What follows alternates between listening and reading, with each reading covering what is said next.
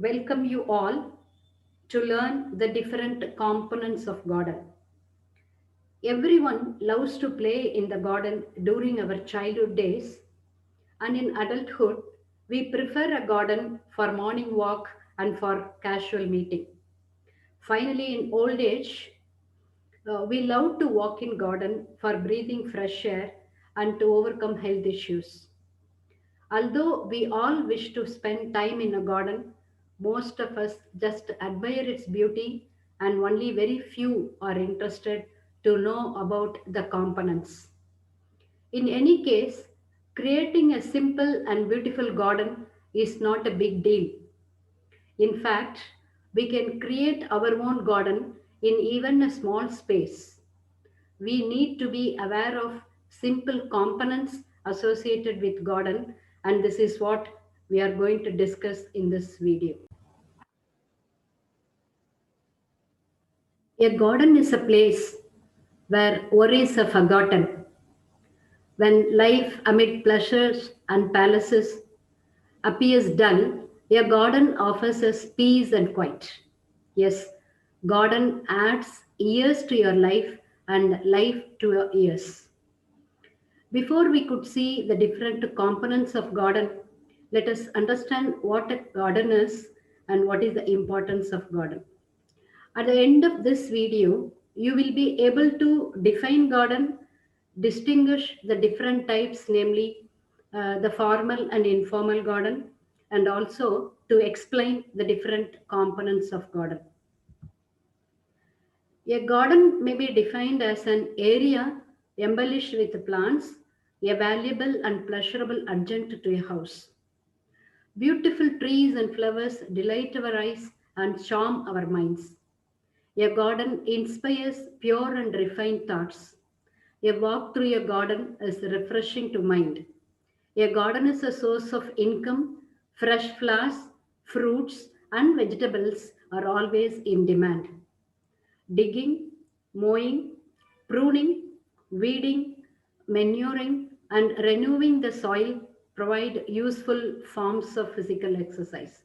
There are two types of gardens, formal and informal.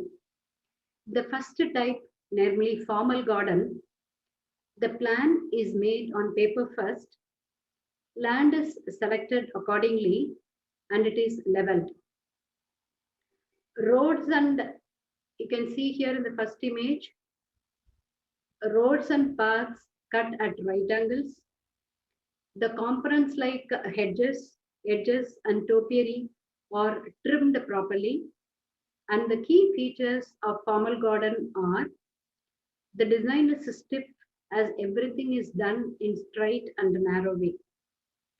If there is a plant on the left side of the straight road, a similar plant must be planted on the opposite place on the right side, that is the mirror image of each other. The plan is symmetrical with the square, rectangular, and roads cut at each other, right angles.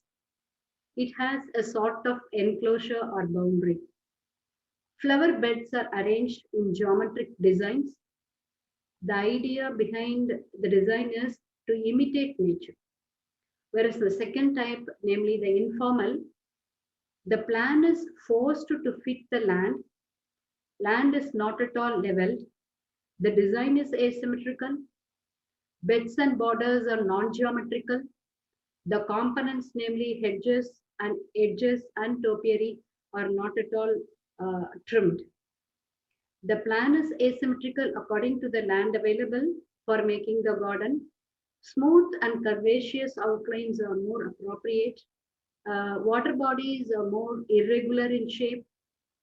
Plants are appropriately grouped and they are not trimmed so as to avoid geometrical arrangements. This style reflects naturalistic effect of the total view and represents natural beauty. It is in contrast to the formal style.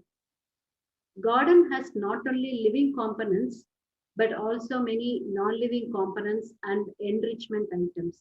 Let us see all the components and living and both non-living of a garden in this video.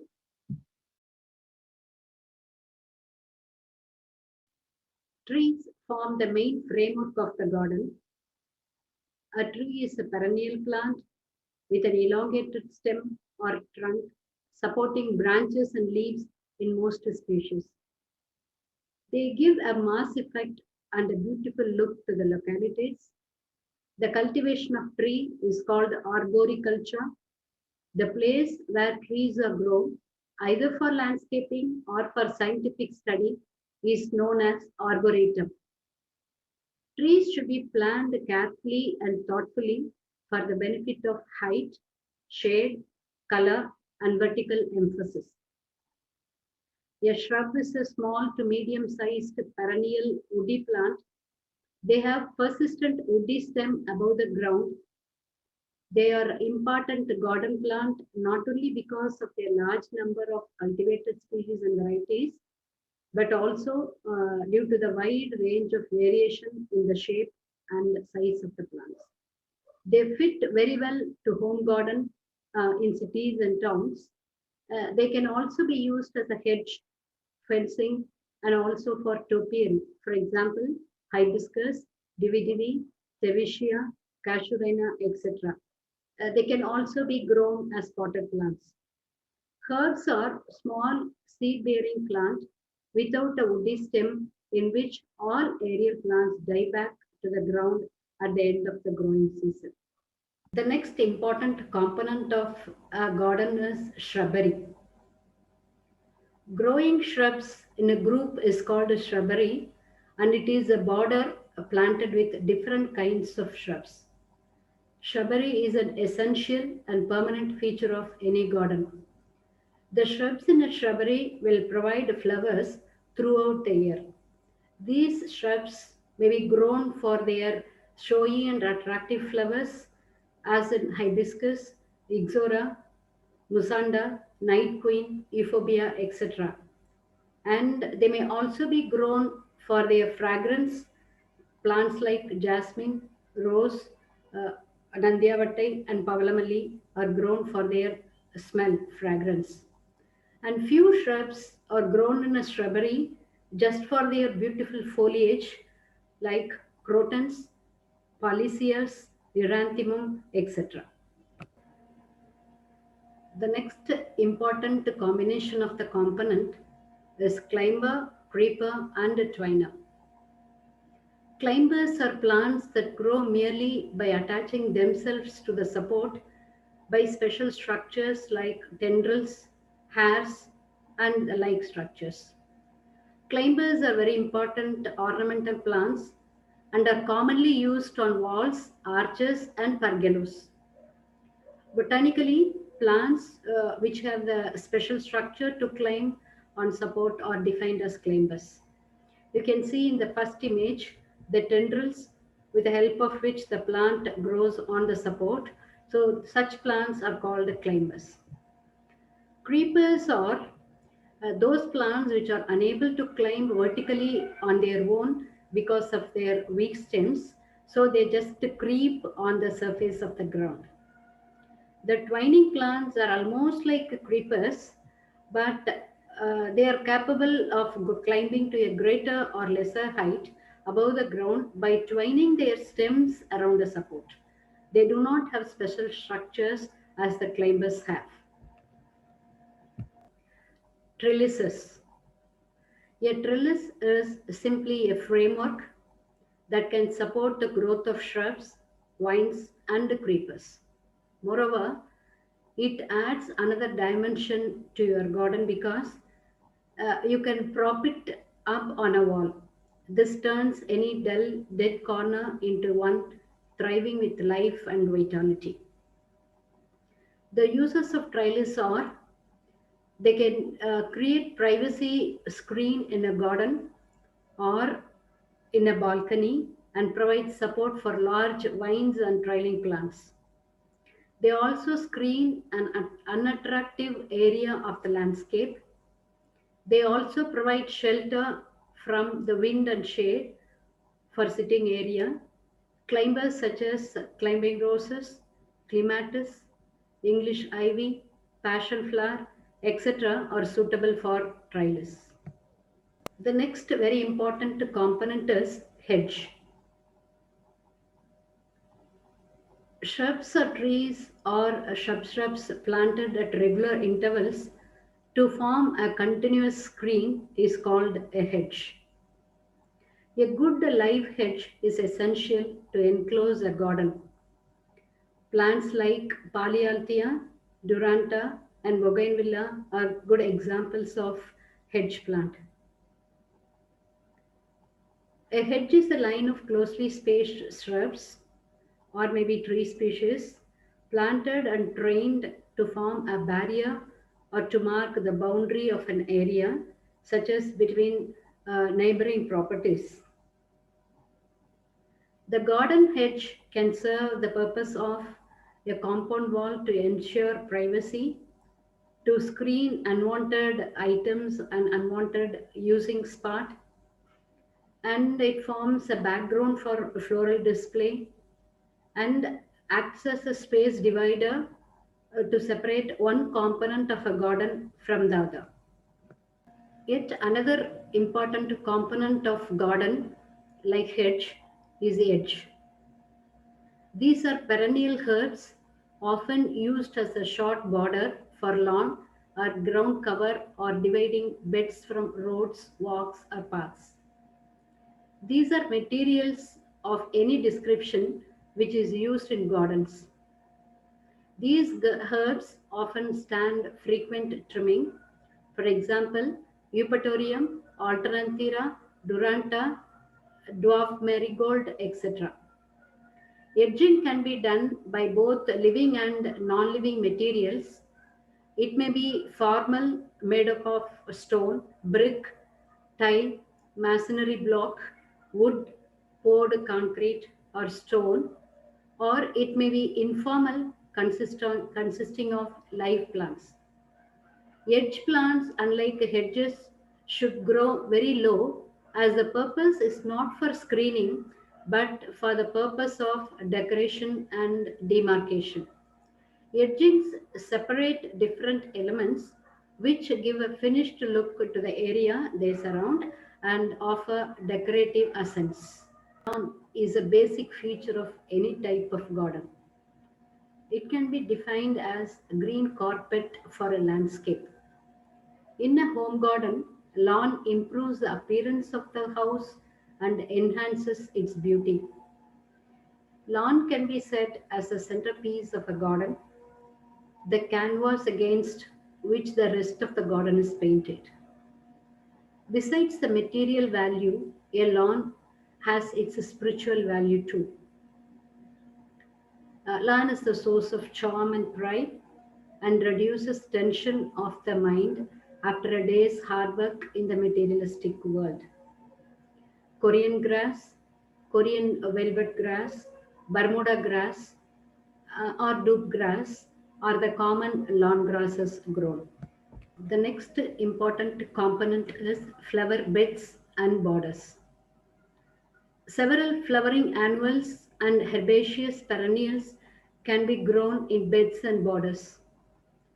Flower beds should be in design, simple design, as circles, rectangles, and squares, which are easier to maintain. Kidney-shaped beds in the midst of lawn also look very attractive. Various other abstract designs can also be made.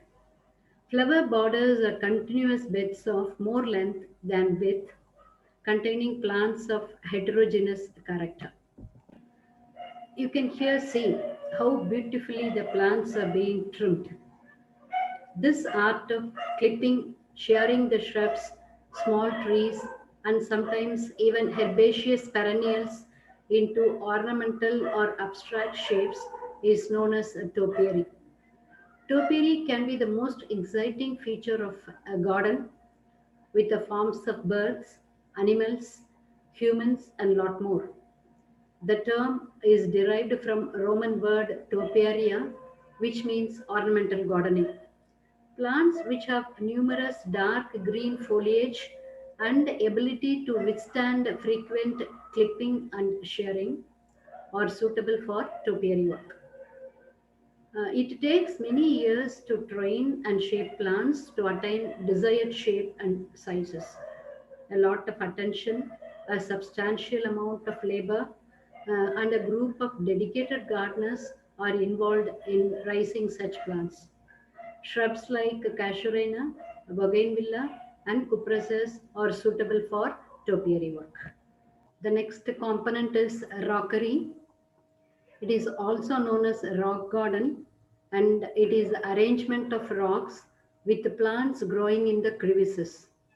Some of the cacti and succulents can be grown successfully.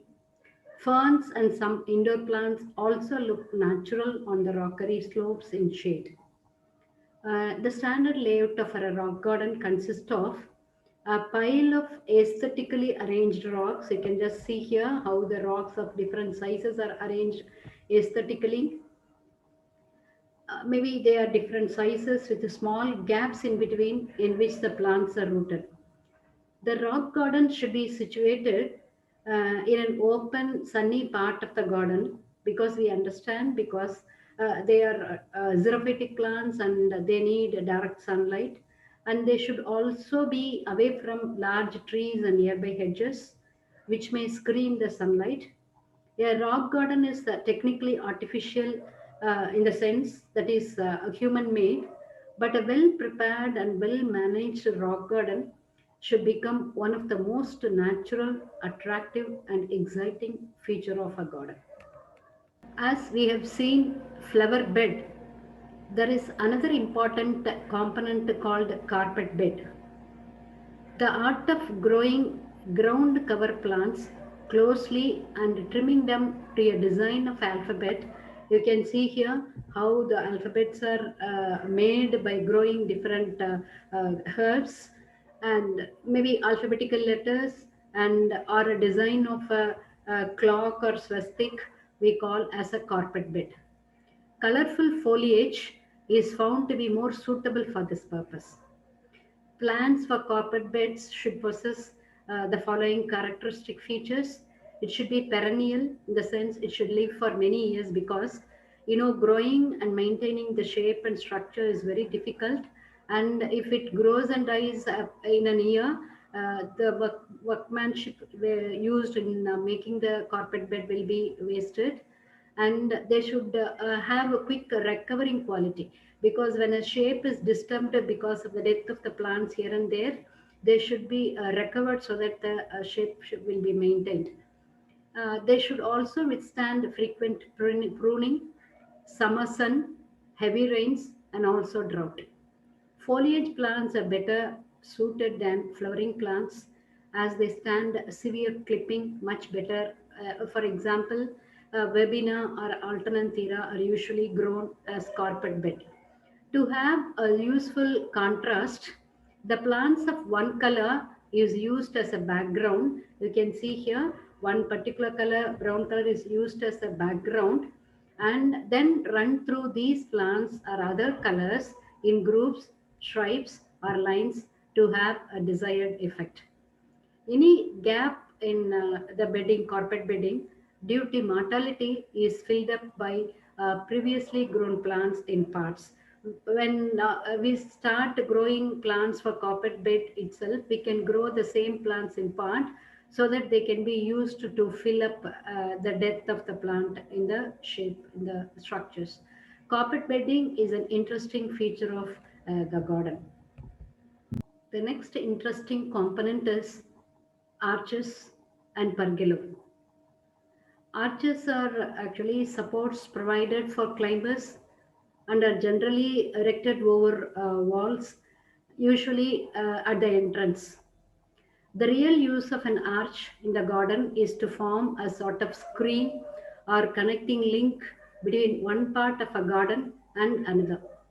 In order to cover the arch thickly, the climber should be trained on it properly at the beginning.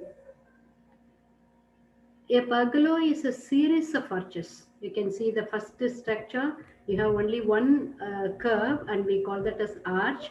And here are a series of arches joined together, generally constructed over pathways which add beauty to your garden. The path below remains cool due to creepers growing above. The roof of a bungalow may be flat or in the shape or maybe an arch. The pergola is also painted green to merge with the color of the foliage. A pergola is a pretty feature in a garden and it provides shade by means of living plants over a terrace or garden path. Trophy, arrangement of parted colorful foliage or flowering shrubs and flowering annuals or herbaceous perennials around a tree or any central object such as statue or maybe a fountain or maybe a flagpole we call as trophy. These plants arranged in different tiers. You can see the first tier here, higher plant, and then two tiers are here around the central object like a pole. And this we call as a trophy.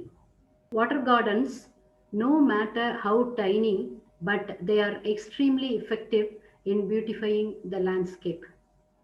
It may have a water course, a water pool, and a water fountain, or any one or more of these features, harboring water loving marsh plants. Water lilies called Nymphea, Nilambium are the most popular water plants. Provision is necessary to prevent rainwater and silt entering through it into the pool. A slightly raised rim will be helpful in this regard. Provision to drain the pool by providing an outlet at its flow level will help us to clean it as often it is necessary.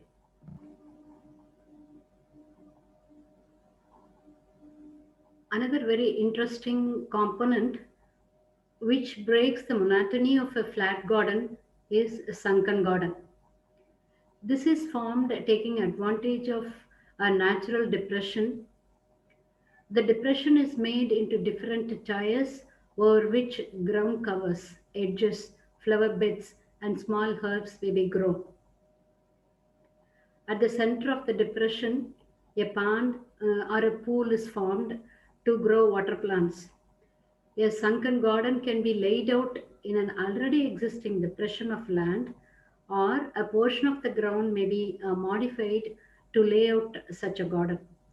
Since a sunken garden is likely to collect water, adequate drainage arrangement should be made.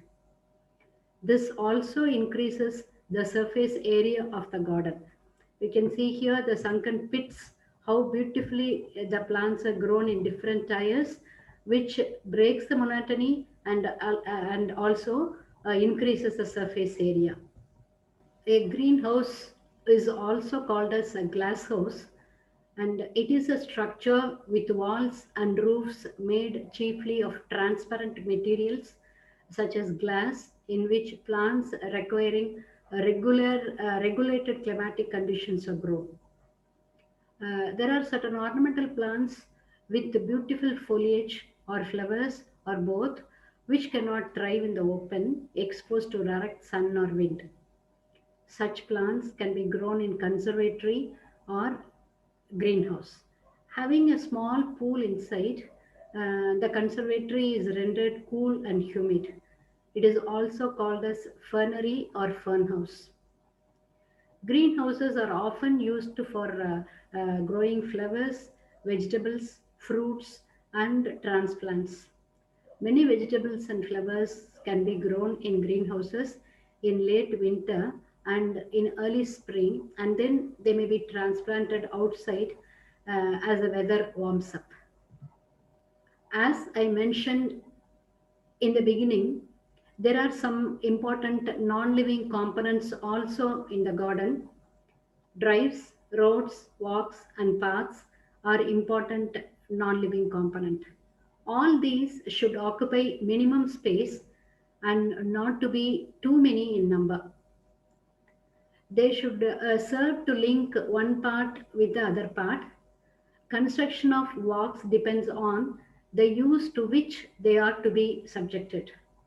The least expensive to install, but probably the most expensive to maintain, is the grass path. A garden drive leads to the house and maybe the garage, besides paths or walks leading to different parts of the garden. The main criterion of a good garden drive is to provide a flat, dry, and pleasant passage for the persons or maybe even for vehicles. A path with graceful and gentle curves will look much better than a straight path. This type of construction for garden drives and paths depends upon maybe the length and width, cost of material, amount of traffic, preferences as to color or character of surface, maybe the amount of maintenance required. While laying our paths and drives in garden, due consideration should be given about their usefulness and may also be artistic appeal. Garden adornments.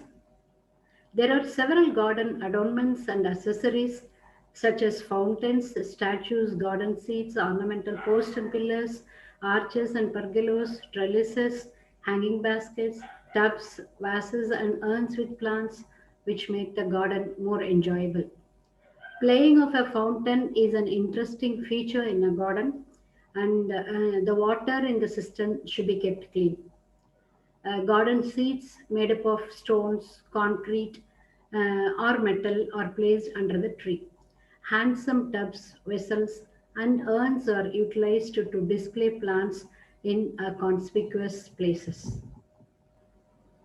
Several gardens in different cities have been laid out to provide active and passive recreational facilities and to improve the environment.